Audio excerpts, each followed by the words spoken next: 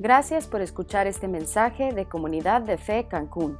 Si quieres saber más acerca de nuestra iglesia o donar a nuestros ministerios, ingresa a comunidaddefe.com.mx/donativos. ¿Qué tal, querida familia de Comunidad de Fe? Me da muchísimo gusto llegar una vez más hasta ustedes. Mi nombre es Marco Monroy, soy el pastor de nuestra iglesia aquí en Cancún y le quiero dar una cordial bienvenida a todas las personas que se conectan con nosotros desde donde te estés conectando. Te consideramos familia y estamos orando por ti en todo momento, ¿ok? Como pueden ver, seguimos con nuestra tecnología de la televisión. Creo que a Kat ya le gustó. No es cierto, lo que pasa es que todavía está malita, ya está mejorando. A lo mejor para la semana que entra ya podamos hacerlo como lo hacíamos antes. Pero bueno, seguimos con nuestra serie La Armadura de Dios. Aquí está, La Armadura de Dios. Miren, esta serie, si estás entrando a esta serie por primera vez el día de hoy, te has perdido 3 partes anteriores. Es una serie muy importante por una simple razón. Pablo, a través de la explicación de la analogía de la armadura de Dios, nos explica cómo se vive la vida cristiana. Y es algo que puede ser un poco confuso, porque para mucha gente hay una confusión entre cuánto depende de mi propia fortaleza y cuánto depende del trabajo que Dios hace en mí. Miren, lo que sucede es que hay diferentes grupos de textos en la Biblia que parecen apuntar en una o en otra dirección. Y ha habido iglesias, incluso denominaciones, que lo que hacen es apoyarse totalmente en uno de los grupos de textos. Son iglesias que a lo mejor se enfocan mucho en lo que tiene que hacer uno mismo y entonces se vuelven muy legalistas y le ponen todo el énfasis en nuestro propio control. Pero luego hay también otras iglesias o denominaciones que lo que hacen es enfocarse en los otros textos y entonces lo que dicen es: ya eres salvo, ya ganamos la batalla, estamos en la vida eterna, estamos en la era de la gracia y entonces piensan que pueden vivir la vida como ellos quieran. Entonces la pregunta para mucha gente es: ¿cuál es la buena? ¿Cuál es la correcta? Bueno, por eso estamos estudiando la armadura de Dios y es tan útil porque la metáfora es excelente. Lo que Pablo nos está diciendo es: cuando entregas tu corazón a Cristo, tú recibes todo lo que necesitas para vivir la vida cristiana, pero te lo tienes que poner, tienes que utilizarlo, ¿no? Es como cuando compras una televisión inteligente que viene con todo el equipo. Cuando la recibes, pues, estás emocionado porque ya tienes todo el equipo que necesitas, pero ahora necesitas conectarlo a la fuente de poder, a la fuente de información para que puedas utilizar la televisión. Bueno, pues eso es lo mismo que nos está diciendo Pablo. No es uno o lo otro, ni siquiera es a veces uno y a veces el otro, es la unión de las dos cosas. Es que llegues a la conclusión de que tú ya no tenías, pero ya recibiste todo el equipo necesario para vivir la vida cristiana de forma victoriosa, pero ahora que ya lo recibiste, necesitas de tu diligencia para utilizar estas cosas, ponerte la verdad, usar la coraza de la justicia, ¿ok? Entonces la armadura de Dios nos muestra una forma sana de cómo vivir la vida cristiana. ¿Qué sigue ahora? Sigue el calzado apropiado, que es como titulamos este mensaje, el calzado apropiado. Vamos a ponernos en manos de Dios y vamos a analizar esto, está muy, muy interesante. Padre, te damos tantas gracias, Señor, por tu amor. Te doy gracias, Padre, por cada una de las personas que están viendo en este momento este mensaje. Te pido por todos nuestros corazones, Señor, porque mi oración es que esta palabra del día de hoy, a través de tu Espíritu, realmente entre a nuestro corazón y lo transforme. Que nos ayude a verte a ti de una manera diferente para que podamos vivir la vida de una manera diferente. Nos ponemos en tus manos, Padre. Haz con nosotros lo que necesites hacer. Te lo pedimos en el poderoso nombre de tu Hijo Jesucristo. Amén. Muy bien. Bien, esta siguiente parte de la armadura se encuentra en el versículo 15 del capítulo 6 de la carta a los Efesios y dice así: y calzados los pies con el apresto del Evangelio de la paz. Se los estoy leyendo en la versión de la Reina Valera del 60. Miren, a lo mejor te preguntas por qué a veces utilizo unas versiones de la Biblia y a veces utilizo otras. Cuando los versículos no tienen iniciales al final, significa que provienen de la Nueva Versión Internacional, y cuando vienen de cualquier otra Biblia les pongo las iniciales de esa Biblia para que sepas. Pero ¿por qué hago esto? Miren, es muy importante que tú no te enamores o te aferres específicamente a la versión de la Biblia a la que estás más acostumbrado o en la que aprendiste a leer la Biblia. O sea, obviamente tenemos que tener una Biblia, ¿no? Pero lo importante aquí es qué versión de la Biblia se acerca más a lo que se escribió originalmente. En este caso, fíjense, este versículo, la mayor parte de nuestras traducciones en español lo tradujeron de una manera diferente, que lo que hace es que mucha gente interprete este versículo de forma equivocada. Es raro, son pocas las ocasiones en donde las dos, la Nueva Versión Internacional y la Nueva Biblia Latinoamericana, tradujeran un versículo equivocado. Pero la idea que te dan es que el calzado es la disposición de proclamar el Evangelio. Sin embargo, en el original las palabras proclamar o anunciar no aparecen. Entonces, cuando añadimos esas palabras, sacamos el versículo de contexto. De hecho, Matthew Henry, uno de los comentaristas más sólidos de la Biblia, dice que traducirlo de esa manera es sacarlo de contexto, porque el calzado no transmite una idea misionera de ir a algún lugar, sino más bien un arma a la defensiva. Okay, entonces por eso estoy utilizando esta versión de la Biblia, porque el verdadero significado de este versículo es el siguiente. Fíjate, dice, el calzado es el apresto o preparación que resultan del Evangelio de la paz. Es decir, el calzado que nos da este apresto o preparación como resultado del Evangelio es lo que explica la paradoja de un cristiano que está viviendo en circunstancias complicadas, que tiene adversidad en su vida, que está recibiendo ataques por todos lados, pero de todas maneras sigue fuerte, con gozo hacia adelante, y son de las cosas que más sorprenden a la gente, ¿no? Pero bueno, vamos a estudiarlo detenidamente y van a ver cómo solamente traducido de esta manera el versículo tiene sentido. Fíjense, este versículo está formado por tres partes: el calzado, el apresto y el evangelio de paz. Vamos a analizar cada una de esas cosas. Vamos a empezar con el calzado. Lo primero que tenemos que analizar es qué significaba o qué papel jugaba el calzado para el trabajo de un soldado romano. Acuérdense que es lo que Pablo está haciendo, es comparar lo que utilizaban los soldados romanos con la vida de un cristiano. A lo mejor te sorprende que cuando habla de la armadura de Dios, mencione el calzado. O sea, ¿será que el calzado es tan importante que valga la pena mencionarlo? Pues miren, lo único que se asemeja a la importancia del calzado en el ejército en esos días son los zapatos deportivos que utilizamos hoy en día. Hoy en día los atletas se han dado cuenta que el tipo de zapato que utilizan es crucial para que tengan éxito en sus deportes. Y lo mismo pasaba en aquella época. En aquella época, fíjense, los generales más brillantes se dieron cuenta que el calzado era algo importantísimo. De hecho, los soldados, tanto griegos como romanos, literalmente ganaban batallas en parte gracias al calzado que utilizaban. O sea, no era todo lo que contaba, eran unos estrategas muy buenos también, pero el buen calzado en la guerra era importantísimo y necesitaban tener tres cualidades. Fíjense, vamos a analizarlas. Para empezar, el calzado tenía que proveer firmeza. Es decir, fíjense, el calzado de guerra, si ustedes ponen sandalias soldado romano en Google, van a salir unas sandalias que tienen unos clavos hacia abajo, lo cual les daba tracción. O sea, para un soldado en medio de un ataque, de una batalla, un resbalón, o sea, si pierden el equilibrio porque el piso estaba medio húmedo o lo que sea y se resbalan, podían perder la vida. Entonces los zapatos tenían que darles una firmeza que los hiciera poder enfrentar las cosas sólidamente, ¿ok? Aparte, tenían que tener una cierta dureza, o sea, aparte de darles firmeza, tenían que ser duros para darles protección. Una de las prácticas más comunes de aquella época, las ciudades amuralladas, ponían alrededor de la ciudad, en el piso abajo del pasto, como estacas pequeñas, como de 2 centímetros y medio, 3 centímetros, muy afiladas, ya sea de madera o de metal, ¿no? El objetivo era que si llegaba un enemigo y se acercaban a tratar de tomar la pared, si sus zapatos no eran lo suficientemente duros, entonces atravesaban el zapato, se les clavaban en los pies, y obviamente eso no mataba al soldado, pero lo deshabilitaba totalmente. O sea, luego luchar contra ellos era mucho más fácil. Entonces tenían que tener una dureza, pero aparte tenían que tener una ligereza. O sea, esos zapatos tenían que, aparte de ser duros y firmes, tenían que proveerles de una cierta movilidad.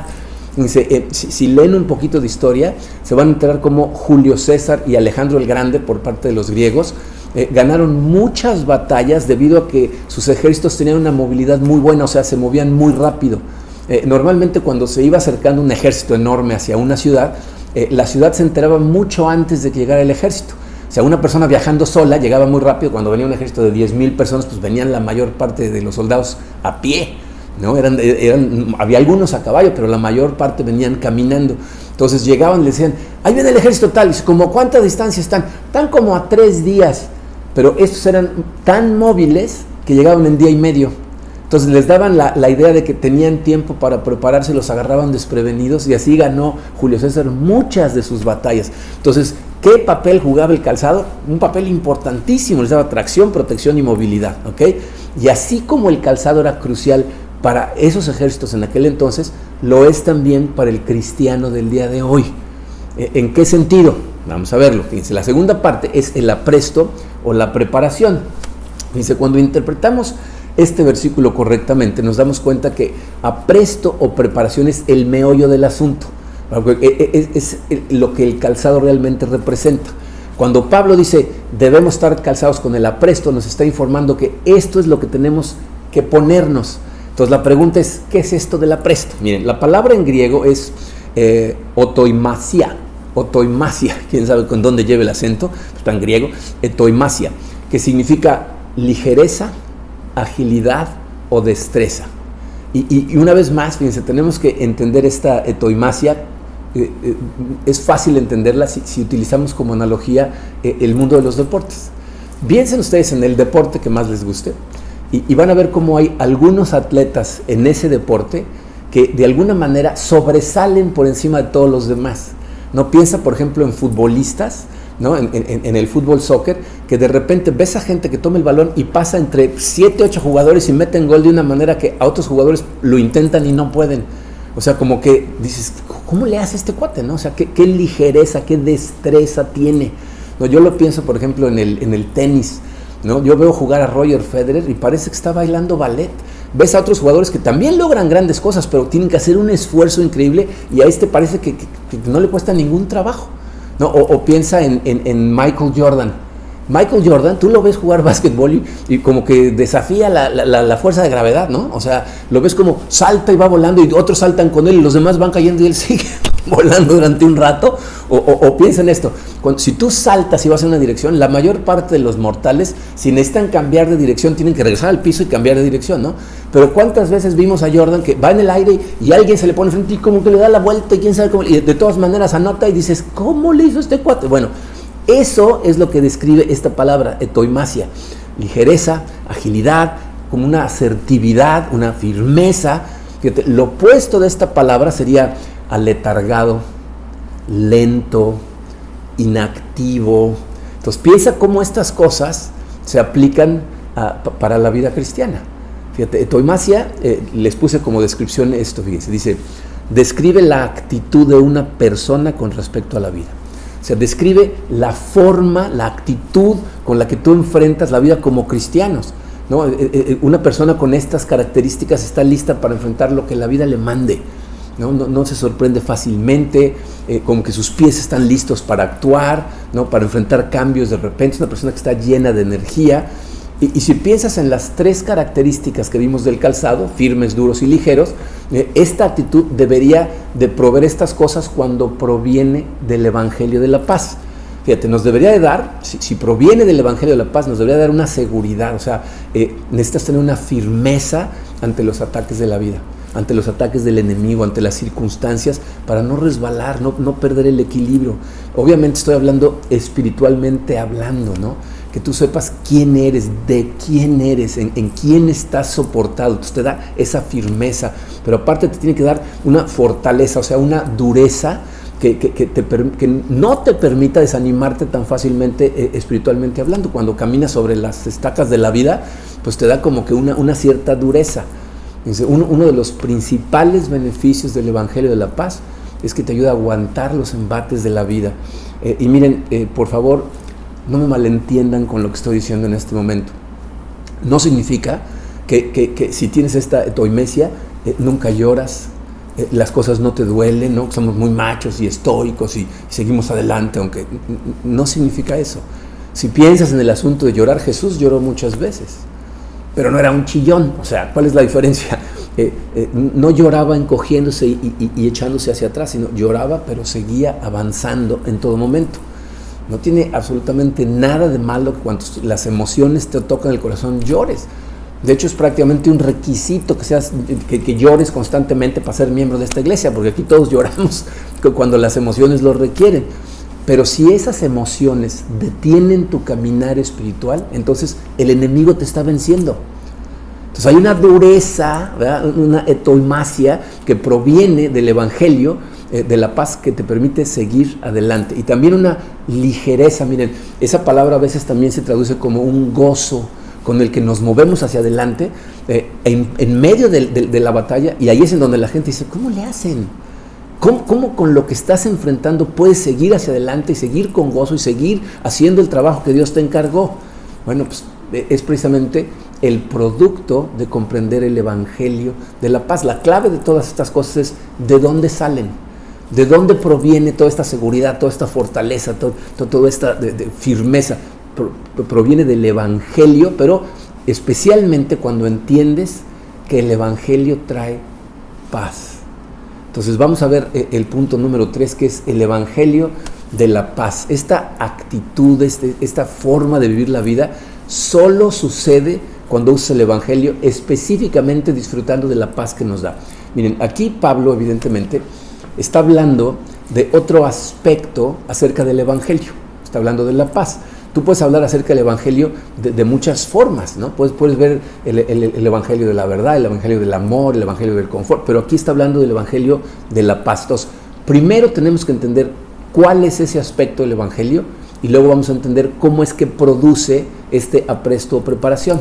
Fíjate, en la Biblia se mencionan diferentes tipos de paz que nosotros podemos tener. La más importante de todas, ¿no? y es una que necesitamos entender profundamente, por esto en este punto me voy a extender el mayor tiempo que vamos a pasar juntos, y los últimos 2 puntos los vamos a ver muy rápido al final. Entonces cuando veas que está pasando el tiempo y todavía faltan 2 puntos, no pienses, esto va a durar 3 horas. Los últimos 2 puntos son muy rápidos, porque esta paz de la que vamos a hablar primero es de la que depende que todo en tu vida funcione. ¿Oíste claro? O sea, todo en tu vida, o sea, tu éxito en todas tus relaciones humanas, si vives en casa de tus papás, tu relación con tus padres, tu relación con tus hermanos, si vives con compañeros, ¿verdad? Roommates, tu relación con esas personas, si estás casado, tu relación con tu pareja, tu relación con tus hijos, en la escuela, tu relación con tus maestros, con tus compañeros de escuela, en tu trabajo, todas las áreas de tu vida dependen de esta paz. Es decir, es la paz de la que todas las demás tipos de paz dependen. ¿Ok? ¿Cuál es esta paz? Letra A en su programa, es la paz con Dios que proviene del evangelio. Entonces lo primero que tenemos que entender es la paz que tenemos con Dios y que proviene del evangelio. Fíjense, el evangelio es lo que Jesús hizo por ti en la cruz, lo que hizo por nosotros en la cruz. Si tú has puesto tu fe en Cristo, entonces lo que nos está diciendo esto es que tú vas a estar en paz con Dios, no en guerra. Todas las demás formas de paz se derivan de esta paz. Miren, uno de los grandes problemas por los que muchas personas no comprenden y por lo tanto no aprovechan esta paz con Dios es porque normalmente la paz que más le urge a la gente es otro tipo de paz. O sea, lo que la gente está buscando desesperadamente es tener esa paz que te da calma en medio de un problema, o que te da serenidad interna, ¿no? Que nada te distraiga. La gente anda en la búsqueda de esa paz sin darse cuenta, Mucha gente piensa que lo que persigue es la felicidad, pero lo que realmente perseguimos es la paz, ¿ok? Por eso, en nuestra sociedad mucha gente vive medicada, porque necesita de esa paz y no la encuentra. Por eso la gente se autoanestesia utilizando alcohol, drogas, etcétera, ¿no? De hecho, es, por ejemplo, lo que enseñan las filosofías orientales, ¿no? La meditación zen y esas cosas son simplemente formas de distraerte de la realidad del día a día para que tengas una paz ficticia. Y miren, solo para que no te preocupes, porque a lo mejor estás pensando, ¿que no nos van a dar ese tipo de paz? Sí, nos la da Dios también, es la paz que necesitas para el día a día, ¿ok? Pero esa la vamos a ver en un momentito. Primero necesitas entender la paz con Dios, que te va a proveer de otros tipos de paz, ¿ok? Pero por eso tanta gente no tiene paz en su vida, ¿no? Tienen problemas, tienen estrés, tienen pandemias, ¿no? Pero como no tienen paz con Dios, no tienen paz, punto, ¿ok? Entonces vamos a entender primero este asunto de la paz con Dios. Fíjense, en Romanos 5.1 Pablo dice estas palabras, dice, en consecuencia, ya que hemos sido justificados mediante la fe, tenemos paz con Dios por medio de nuestro Señor Jesucristo. El principio de ese versículo es lo que vimos la semana pasada, ¿no? Dice, ya que hemos sido justificados mediante la fe, nosotros somos justos, es decir, declarados como gente recta a los ojos de Dios por medio de la fe. Y lo que sigue después Pablo diciendo, dice, y al hacer eso, lo que obtuviste es paz con Dios por lo que hizo Jesucristo, dice, por medio de nuestro Señor Jesucristo. Pero necesitas entender lo que realmente significa lo que nos está diciendo. Fíjense, Romanos 5:10 dice, porque si cuando éramos enemigos de Dios, fuimos reconciliados con Él mediante la muerte de su Hijo, con cuánta más razón, habiendo sido reconciliados, seremos salvados por su vida. Miren, ese versículo podríamos desenmarañarlo y hacer todo un mensaje nada más de este versículo, pero lo que quiero resaltar de él es lo que dice acerca de nuestra situación con Dios antes de nuestra salvación. ¿Se fijaron lo que dijo? Dice, éramos enemigos de Dios. O sea, antes de entregarle tu vida a Cristo, estabas en guerra contra Dios. Había un antagonismo en tu corazón contra Dios, ¿ok? Y lo que tiene que suceder ahora en tu vida es que tu corazón sufra un suavizamiento hacia Dios, de manera que puedas vivir realmente reconciliado con Él. Y miren, lo que he aprendido con los años es, si no reconoces esta verdad, o sea, si tú no entiendes que verdaderamente hay una antagonía entre tu corazón y el corazón de Dios, no vas a poder luego recibir la paz que necesitas para el día a día, que es la que todo el mundo está buscando. Entonces, ¿qué es esta guerra con Dios, esta enemistad? Fíjate, Romanos 8:7 nos lo explica, dice, la mentalidad pecaminosa es enemiga de Dios, pues no se somete a la ley de Dios, ni es capaz de hacerlo. O sea, lo que está diciendo Pablo es, cuando el hombre vive de acuerdo a su naturaleza caída, a su naturaleza pecaminosa, el hombre es de forma natural enemigo de Dios. Y no nada más no se somete a la ley de Dios, no puede someterse a la ley de Dios. O sea, tu mente sin la influencia del Espíritu Santo está en guerra contra Dios. O sea, no nada más Dios está enojado con el hombre está enojado con Dios. Jonathan Edwards, que fue uno de esos pastores poderosísimos en el siglo XVIII, escribió un sermón que luego se convirtió en un ensayo por ahí de 1736 que tituló El hombre naturalmente enemigo de Dios. En ese ensayo, en ese sermón, Edwards prueba, usando las escrituras, que en su estado natural la gente no solo dudamos de la existencia de Dios o solo lo desobedecemos, estamos enojados con Él. O sea, hay una hostilidad hacia Él. Y mira, necesitas entender las implicaciones que esto trae. Si esto es verdad, las implicaciones son tremendas.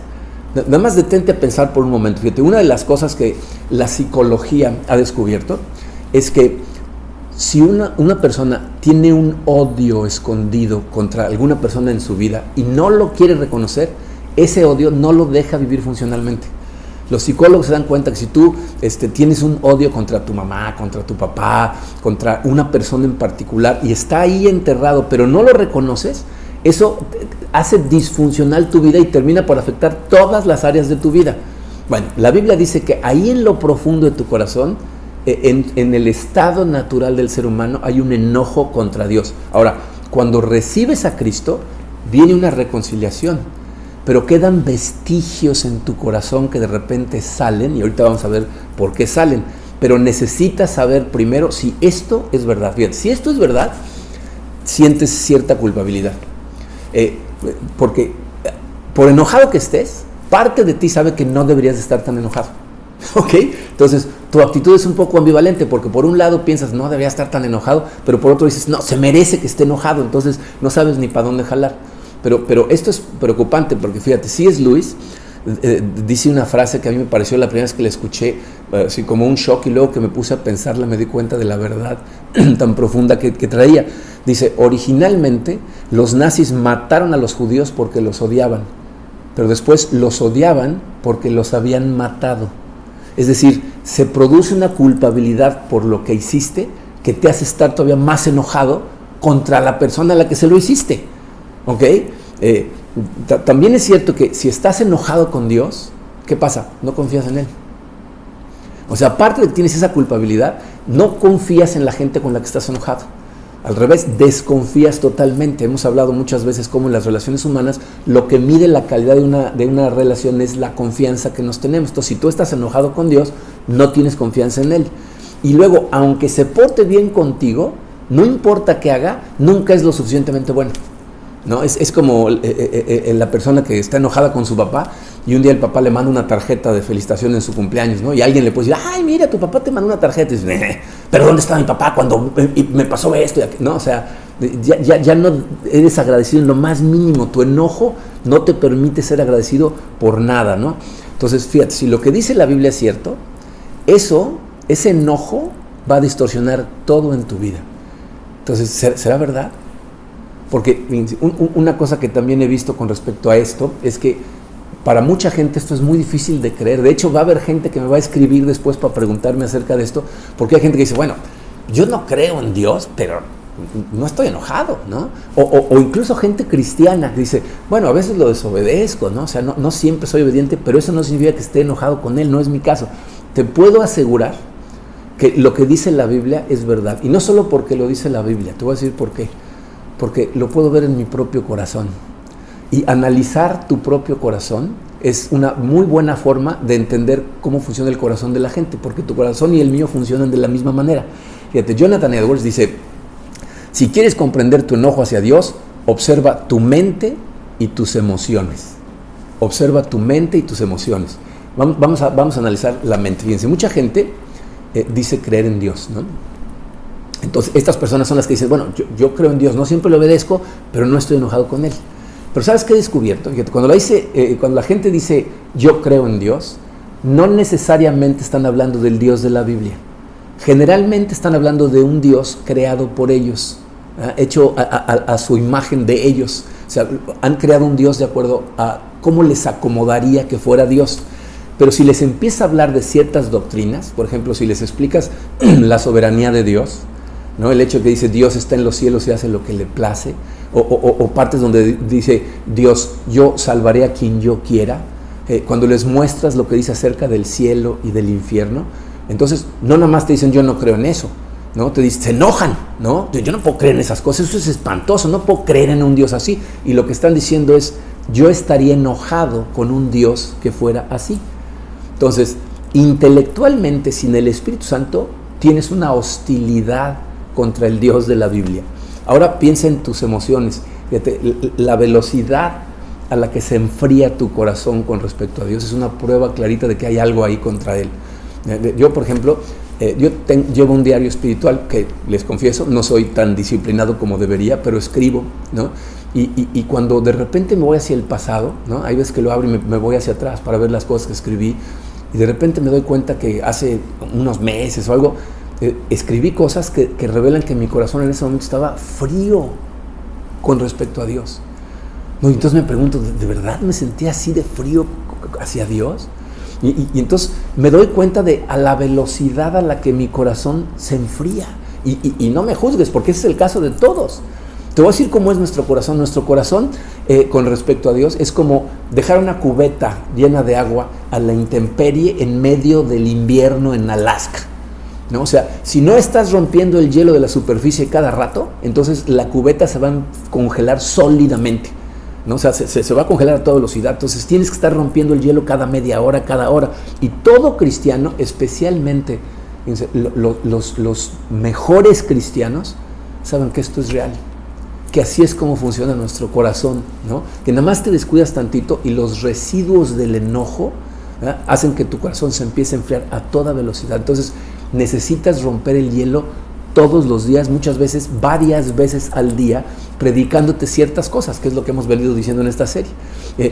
La cosa es que mientras más lo rompes y más te acercas a Él, es más fácil que puedas ver la verdad de lo que estoy diciendo en este momento. O sea, que seas consciente que realmente hay un antagonismo entre tu corazón y el de Dios y necesitas derretir ese antagonismo. El problema es que hay personas que no rompen el hielo muy a menudo, no se acercan al Dios verdadero a través de su palabra muy a menudo.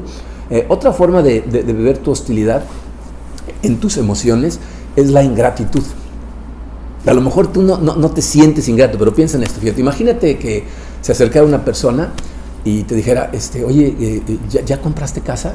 No he comprado, o la estoy pagando, pero no me alcanza. Te dije, ¿cuánto te hace falta para comprar tu casa? No, pues tantos millones, ten. Tus hijos, ¿ya tienes un fondo para mandarlos a la universidad? No, pues la verdad es que no. ¿Cuánto necesitas? No, ten. ¿Estás endeudado? Sí. ¿Cuánto necesitas para saldar todas tus deudas? Ten, ¿no? Si una persona hiciera todo eso, ¿lo olvidarías? ¿Se te olvidaría que existe esa persona como olvidamos a Dios todo el tiempo? ¿Le romperías alguna promesa como le rompemos promesa a Dios todo el tiempo? Miren, la verdad es que no tratamos a nadie más de la forma en que tratamos a Dios. No hay nadie que te haya dado tanto como Dios te ha dado y se te olvide. Somos ingratos. Ahora fíjate, piensa en la respuesta que tanta gente que no cree en el Evangelio responde cuando les hablas del Evangelio. Yo he hablado del Evangelio con mucha gente que no cree y hay una cosa que me sorprende, porque te voy a decir cuál debería ser la respuesta más racional. La respuesta racional sería decir, no puedo creer en lo que me estás diciendo porque es demasiado bueno para ser verdad. O sea, me estás diciendo que Dios mandó a su Hijo, se hizo hombre y murió de la manera en que murió para que yo fuera perfecto a los ojos de Dios y ahora tengo vida eterna gratis. Es demasiado bueno para ser realidad, no puedo creer en eso. Esa debería ser la respuesta. Pero eso no es lo que dicen. La respuesta más común es, no me gusta esta idea de una sola verdad. No me gusta y no me cae bien la gente que anda hablando de esta sola verdad, me parece injusto, me parece que es incorrecto, ya deja de estarme hablando de estas cosas. Es decir, se enojan. O sea, la respuesta no es racional, es irracional y se enojan. Hace tiempo les conté de un amigo que era director de un hotel en Perú y me invitó a dar un seminario y en la noche, al final del segundo día del seminario, me invitó a cenar a su casa. Había invitado a otras personas, entre ellas una mujer que era mexicana, que yo no sabía que era cristiana. Pero en la plática, no sé qué dijimos, que dijo, ¿tú eres cristiano? Y en ese momento el amigo se puso, pero furioso. Estaba enojadísimo, o sea, nos costó trabajo calmarlo. Me acuerdo que yo le dije, oye, ¿pero por qué te estás tan enojado? Y dice, es que yo no creo en ese Dios. No puedo creer en un Dios que dejó que mi papá muriera en solo 6 semanas por un cáncer en el páncreas cuando mi papá era un buen hombre. No puedo creer en ese Dios. Su problema no es que no cree. Su problema es que está enojado con Dios. ¿Cómo puede estar enojado con alguien que no existe? Con alguien en que no cree. Su problema es enojo. Entonces nos damos cuenta que, fíjate, lo que hace el enojo en el corazón de mucha gente es bloquea la razón. O sea, no te deja racionar correctamente y por eso no puedes creer. ¿Okay? Jonathan Edwards dice, el enojo que sentimos contra Dios está adormilado en lo profundo del corazón como todos los odios que hacen daño a tu alma. Dice, esos odios se esconden muy bien, pero son como, dice, un avispero. Dice, ahí están dormidos, pero cuando Dios es contrario a tu voluntad, es como si le aventaras una piedra al panal y entonces salen furiosas a inyectarte su veneno. Y fíjate, esa es la razón por la que estamos tan enojados con Dios. Porque lo que Dios nos va a pedir hacer es dejar de perseguir a nuestros ídolos para perseguirlo a Él. Y cuando alguien se opone entre tú y tus ídolos, es como si te opones entre un oso y su osito, una osa, una mamá osa con su bebé, te pones entre ellos y te conviertes en el enemigo. Entonces tú eres la mamá oso y el osito son tus ídolos. Y cuando Dios te dice, deja de perseguir ese ídolo, se convierte en tu enemigo, ¿no? Y entonces salen las avispas furiosas a inyectar su veneno, dice Edwards. Entonces cada vez que sale, que las cosas no salen como tú quieres, cada vez que adversidad profunda sucede en tu vida, eso te hace enojar. Y te voy a decir que es lo triste de esto. Muchas veces la gente no se da cuenta, pero dirige ese enojo hacia el lugar equivocado. Muchas veces tu enojo es con tu pareja, con tus hijos, con tu jefe. Algunas personas es con otra raza, ¿no? Odian a unas razas, ¿verdad? Si te preguntas por qué hay racismo, hay gente que odia al gobierno, ¿no? O sea, tu enojo verdaderamente es contra Dios, porque no hace lo que tú quieres que haga, pero no te das cuenta y necesitas ser consciente de esto. Este es el principal problema que tenemos, una hostilidad hacia Dios que destruye nuestras vidas, y como no tenemos paz con Dios, pues no podemos tener paz con nadie. Ahora, ¿está enojado Dios con nosotros? O sea, la Biblia habla de una ira de Dios. O sea, el problema no es nada más nuestro enojo hacia Dios, sino el enojo de Dios hacia nosotros. Pero fíjate, nuestro enojo con Dios no tiene nada que ver con la ira de Dios contra nosotros. Porque Dios, la Biblia nos dice, nos ama. Y aún en su ira, hizo algo para salvarnos. Por eso Romanos 5:10 que acabamos de leer, dice, cuando éramos enemigos de Dios, fuimos reconciliados con Él mediante la muerte de su Hijo. O sea, por amor, Dios nos reconcilió con Él enviando a Jesucristo. O sea, esto es como si tú asaltas un banco, ¿no? Ahora eres enemigo del Estado, ¿no? Y lo más probable es que no te vayas a querer entregar, ¿no? Entonces Dios sabía esto y decidió, tengo que enderezar esta situación. Voy a tener que pagar por él, y entonces envía a su Hijo para pagar por todos nosotros. Entonces fíjate, cuando Dios toma estas acciones, está eliminando las dos barreras que nos detienen de tener paz con Dios. Porque una barrera es la que detenía a Dios de tener paz con nosotros, pero en el momento en que Cristo muere en la cruz, se derrumba esa barrera. Dios ya no tiene una barrera de ira contra nosotros. Entonces ahora envía al Espíritu Santo de alguna manera a despertar a nuestro espíritu, a empezar a suavizar nuestro corazón, a mostrarnos nuestra necedad, nuestro enojo, nuestra ingratitud, y ahora Dios puede ir libremente tras de nosotros porque la deuda ya se pagó. Y hasta que eso no sea transparentemente claro y lo reconozcas, tu corazón no va a empezar a suavizarse y no vas a tener paz con Dios. Fíjate, piensa en las cosas que dijimos acerca del calzado. ¿Por qué tanta gente que se llaman a sí mismos cristianos no tienen esa ligereza en su caminar espiritual? ¿Por qué no tienen esa firmeza, esa seguridad de quién eres y de quién eres? Porque estás enojado con Él. Porque Dios no hace lo que tú quieres y sin darte cuenta estás enojado con Él. ¿Por qué no puedes manejar las situaciones y los problemas de la vida? Porque los ves como castigos. Y entonces te enojas con Dios. No tienes gozo, no tienes libertad, no tienes una seguridad real porque no reconoces ese enojo. Deja trabajar al Espíritu Santo en tu corazón para que empiece a mostrarte y liberarte del enojo. Estás empezando a creer que esto que estoy diciendo es real, porque si no lo ves, si no lo reconoces, no vas a poder dejar al Espíritu trabajar en él. Entonces, el Evangelio de la paz nos dice que Dios ya no está enojado con nosotros y ahora tenemos que dejarlo a Él, trabajar en nosotros para que dejemos de estar enojados con Él. Deja de estar enojado con Dios simplemente porque es Dios. En el momento en que lo veas por lo que es, entonces Él va a ser suficiente, ya no vas a tener que estar persiguiendo otras cosas. Piensa por ejemplo en Job, ¿no? Dios le quita todas las cosas a Job y Job se la pasa discutiendo con Dios todo el libro, y al final, cuando Dios le habla, no le da una respuesta. O sea, cuando dice, ¿por qué? Porque Él no le da una respuesta. Se revela ante Él, o sea, se muestra como realmente es. Y lo que Job al final dice es, yo pensé que tú eras el que se interponía entre mi felicidad y yo, pero ahora veo que tú eres la felicidad. Y se aferra a Él. Y eso es lo que tiene que pasar. Tienes que rendirte a Él, dejarlo a Él ser el que controla el universo. Tienes que confiar en Él. Este es un cambio en tu corazón que debe de suceder cuando entiendes realmente el Evangelio, porque el Espíritu Santo te está hablando al corazón. Una vez que des este paso, entonces vas a tener el apresto, ¿no? La preparación, la listeza que necesitas, y vas a recibir otras formas de paz. Entonces, ¿cuáles son las otras dos formas de paz? Bueno, pues la que sigue es la paz de Dios, ¿no? O sea, el Evangelio de la paz, la segunda parte es la paz de Dios. Por un momento dije, ¿qué? Pero no, la paz de Dios. Esta es la que todo el mundo anda buscando. Toda la gente quiere la paz de Dios, pero necesitas estar en paz con Dios primero, para luego tener la paz de Dios. Empiezas a sentir paz en medio de la adversidad, que es lo que nos dice Pablo en Filipenses 4, versículos 6 y 7. Fíjense cómo dice. Dice, no se inquieten por nada, más bien en toda ocasión, con oración y ruego, presenten sus peticiones a Dios y denle gracias. Y la paz de Dios, que sobrepasa todo entendimiento, cuidará sus corazones y sus pensamientos en Cristo Jesús. O sea, una vez que tú ya tienes paz con Dios, entonces lo que va a suceder es que vas a tener confianza en Él. Vas a empezar a ir más seguido a Él.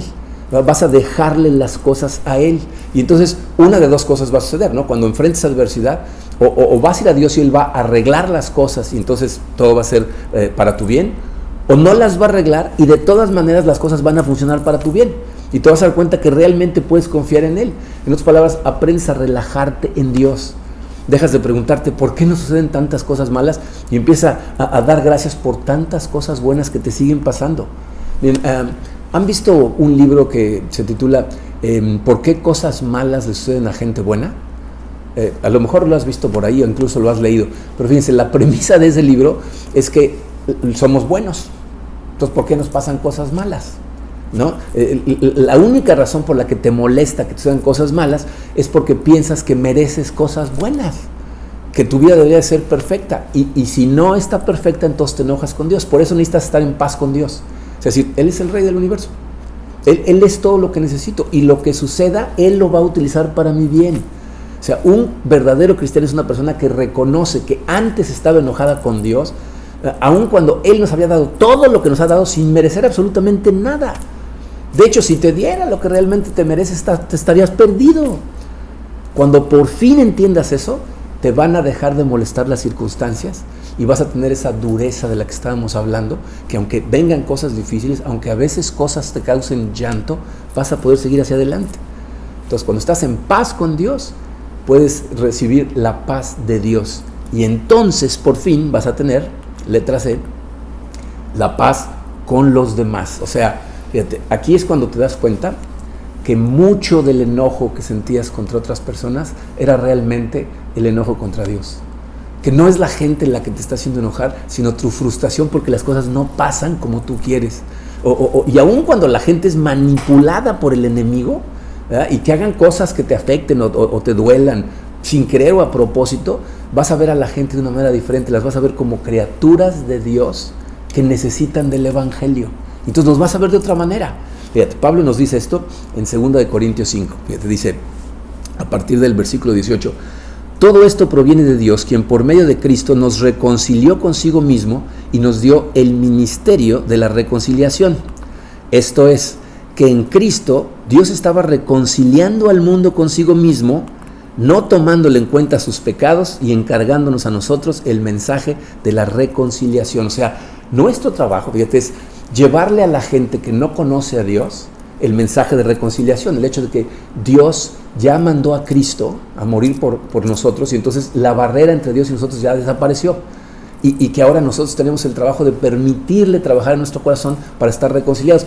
Pero esto va a ser imposible hacerlo si tú ves a todos los incrédulos como tus enemigos, ¿no? O sea, por eso entender el Evangelio de la paz lo que hace es abrirte los ojos, dejarte ver. Miren, una de las cosas que he aprendido con la situación de nuestros hijos es que es muy difícil enojarte con un ciego porque tira algo, porque se tropieza con algo, porque rompe un vaso. O sea, no te causan ni cosquillas, o sea, no te hace enojar ni remotamente. ¿Por qué?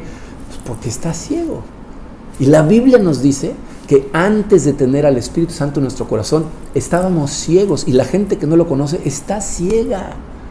Solamente cuando entiendes estas cosas puedes entender a Jesucristo en la cruz diciendo, perdona a los padres, no saben lo que hacen, no ven, están ciegos. Entonces nuestro trabajo es llevar el mensaje de reconciliación a un grupo de gente ciega a la que podemos llevarle la vista, y entonces puedan vivir de forma diferente. Pero no vamos a poder hacer estas cosas si no tenemos la armadura de Dios. Esto es lo que significa calzarnos con el apresto del Evangelio de la paz. Que entendamos que estamos ya en paz con Dios, y que entender que tenemos esa paz con Él nos dé paz, nos dé confianza en que lo que suceda Dios lo tiene realmente bajo control, y nos da paz con la gente a nuestro alrededor. Obtienes la firmeza, la agilidad, la dureza necesaria para vivir como Dios dice que debemos de vivir. Y evidentemente todas estas cosas que son maravillosas las tenemos en el Evangelio de paz gracias a lo que Jesucristo hizo en la cruz por nosotros, porque todo sucedió gracias a ese sacrificio. Así es de que vamos a orar y vamos a celebrar la Cena del Señor para recordar ese maravilloso sacrificio que hizo Jesucristo, precisamente para derrumbar esa pared que se ponía entre Dios y nosotros. Vamos a orar. Padre Santo, te doy, Señor, tantas gracias, como lo hacemos siempre, por el amor increíble que nos has mostrado cuando enviaste a tu Hijo Jesucristo a morir en la cruz. Nada de lo que podemos vivir de forma buena en esta vida, Señor, podría suceder sin eso. Estaríamos perdidos, estaríamos persiguiendo todo el tiempo ídolos falsos, tratando de ser felices, alcanzando cosas en esta tierra y simplemente frustrados, ya sea porque las alcanzamos y no producen ese gozo, o porque no las alcanzamos y pensamos que de Él debería de provenir nuestro gozo. Ayúdanos a entender, Señor, que todo el gozo, todo el amor, toda la plenitud viene solamente de ti, que tú eres realmente todo lo que necesitamos. Abre nuestros ojos, Señor, para que veamos realmente lo que hiciste por nosotros en la cruz, que tú te reconciliaste con nosotros, que tú enviaste a tu Hijo a pagar por nosotros para que pudiéramos tener esa reconciliación. Ayúdanos a ver en nuestro corazón y darnos cuenta, Señor, si verdaderamente tenemos ese enojo y que está causando tantos estragos en nuestra vida. Te pido, Señor, que tu Santo Espíritu entre al corazón de cada uno de nosotros y empiece a suavizarnos. Empieza a darnos cuenta cómo ese antagonismo contra ti es una incoherencia, que lo que debemos hacer es estar confiados en ti, porque eres un Padre que nos ama. Ayúdanos a tener ese amor hacia ti, como tú lo tienes hacia nosotros, Señor, y a vivir con fortaleza en base a ese amor. Te damos gracias, Padre, y recordamos el sacrificio de tu Hijo Jesucristo en este momento, mientras nos comemos el pan.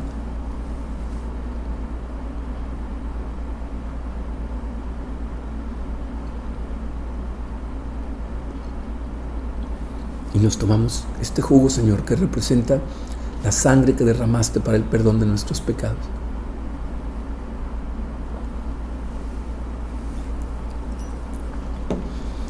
Nos ponemos en tus manos, Señor, y permite, Señor, que tengamos la humildad y la disposición de permitirte trabajar en nosotros. En el poderoso nombre de tu Hijo Jesucristo. Amén.